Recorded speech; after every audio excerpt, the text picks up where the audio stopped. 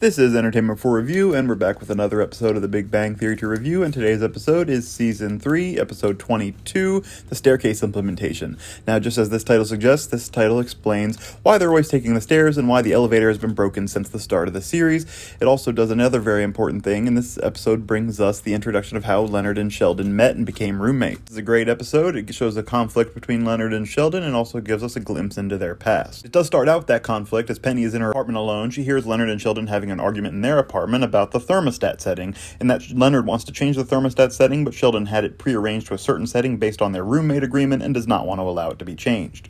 No, you don't screw the roommate agreement. The roommate agreement screws you. As tends to happen a few times in this show, Lonard gets fed up with Sheldon and storms out. It's a wonder that this doesn't happen more often, honestly, because a lot of the stuff Sheldon does would drive anybody beyond crazy. But Lonard shows up at Penny's and asks if he can sleep on her couch for the night, and she agrees. He starts briefly talking about it, and Lonard says you wouldn't believe that Sheldon was actually harder to deal with when they first met, and she says she does not believe that. This launches Lonard into telling the story of how him and Sheldon came to become roommates. But we launch back 7 years to when Lonard is first coming to the apartment. We see him in the lobby, and we see Sheldon's former roommate coming off the elevator, who's portrayed by Steven Yeun, best known for his role on The Walking Dead. He warns Lonard to just leave now, but Lonard ignores this, thinking he could be crazy, and goes up and meets Sheldon anyway. Lonard must have been desperate for somewhere to stay, because he ignores a lot of red flags on the initial meeting with Sheldon. And Sheldon, if possible, is even possibly a little bit more rigid than later in the show, so he possibly is, as Lonard said, worse when they first met. He tells Lonard that there are 3 barriers blocking his path to roommatehood, and that each will be more daunting than the last. First, he asks him a scientific question, then he asks him a question about Star Trek. Kirk or Picard?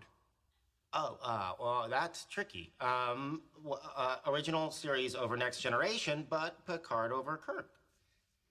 Correct. He lets Lonard in and shows him the common space. It's pretty much completely empty except for whiteboards and folding chairs and a TV. Proceeds to interview Lonard further, including asking him questions such as if he would be able to drive him to work every day. He even already has his spots. He has one of the lawn chairs in a specific location and says that it's in an eternal state of dibs. Lonard does eventually pass the second barrier, and they move on to show him the bedrooms and the other spaces. He shows him the bathroom, and then goes over the bathroom schedule, and he shows Lonard his bedroom, in which the former roommate has painted "Die, Sheldon, Die" on the wall in red. You might think that this would be enough to dissuade Lonard from wanting to move into this apartment, but no, he trucks forward. Penny even questions him on this, and he says that after he got through the barriers, you want to just keep going for it. And then we see them drafting the roommate agreement. This is an area where you can't feel too bad for Lonard whenever Sheldon brings up the roommate agreement, because Lonard signed this very long, very ridiculous document. If either of us ever invents time travel, we agree our first stop will be this meeting today in precisely 5 seconds.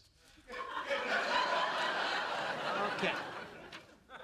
Either he thought the whole thing was a joke, didn't realize how crazy Sheldon was yet, or he was desperate for a living situation. Then do get to see their first clash because of the roommate agreement, which Lonard had brought a woman, Joyce Kim, back to the apartment. Sheldon interrupted them, quoting that the roommate agreement required Lonard to give him 12 hours advance notice to bring a woman back to the apartment. Lonard said he didn't even know her 12 hours ago, and she ends up storming out of the room, leaving. And it turns out that Sheldon had actually done Lonard a favor here, because this woman was a North Korean spy trying to steal information on a project that Lonard was working on. She would soon be abandoning the country back to North Korea. We then get to meet Howard and Raj, further the origin of Sheldon's spot. Sheldon comes home to find Lonard with Raj and Howard playing GameCube on the couch. He says he had bought the couch from somebody who was moving out downstairs. Sheldon was upset about this, but Lonard says he gets to allocate 50% of the furniture in the common areas. Sheldon tries to counteract it, saying that he needs to notify him by email, and Lonard says that he did. Sheldon takes some time to check his email and then realizes that Lonard was telling the truth. So we meet Raj and Howard here, both also with ridiculous hairstyles, Sheldon being the only one who was consistent. Lonard had met them both at the university and had brought them here to play video games. Sheldon, of course, is not too happy that they're there, and he keeps making them move around the couch until he finds the spot that he's most comfortable, which is, of course, his spot. Eventually, he annoys Raj and Howard and Lonard enough that they decide to leave and go to Howard's house to get away from him. There, they see a model rocket that Howard's built that he says he could get to go pretty fast if he had the right fuel, and Lonard says he might be able to help him with that. Now, here's where we get to the elevator situation, and every time we popped back to Lonard and Sheldon and the president, that seems what Penny was most interested in hearing about. So, back at the apartment, Lonard is mixing up some of the fuel for the model rocket, and Sheldon comes in and tells him that he's done his math wrong and hasn't changed the formula correctly for the smaller size. And Lonard gets mad, of course, saying that he knows this better than Sheldon, but of course Sheldon is right, as the mixture begins smoking. Lonard starts to run it out of the apartment as Sheldon puts the apartment flag upside down to signify that the apartment is in danger. Lonard gets outside and tries to call the elevator, but then it doesn't come. He tries to run down the stairs, but then the elevator does arrive, so he tries to run back up.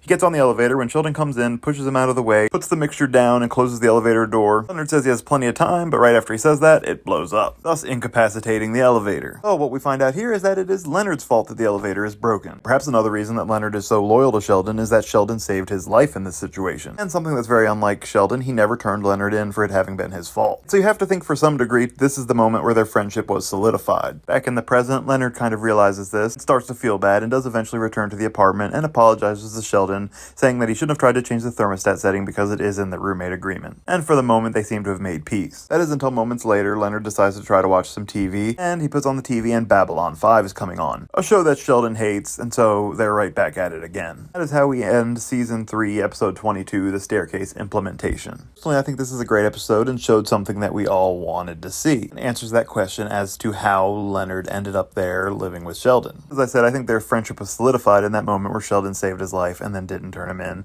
I think their friendship grew from there. More than that, I think that they both fulfilled a need in each other. Sheldon needed someone like Leonard to move in, not just for his immediate needs and practical needs such as a ride to work, but he needed someone who could live with him, was patient enough to deal with him at least most of the time and not get infuriated by all of Sheldon's annoying habits and want to leave immediately. And from what we know about Leonard's past in general, I think he needed friendship in this situation as well. Perhaps he needed to be somewhere where he felt needed. All in all, they complement each other well, and they are a friendship that was meant to be. I think they could have explored a little bit more of how they met Howard and Raj, but we did get a good view into Leonard and Sheldon. Most people, you gotta think, would have been driven away by Sheldon and all his tests and all his little quirks right at the beginning. It took just the right person to come along and embrace it and form a friendship. I think this episode is very well done, and I score it at a 9 out of 10. Please let me know your thoughts on this episode in the comment section below. Please be sure to like this video and subscribe to the channel, and keep an eye out for my next video coming soon.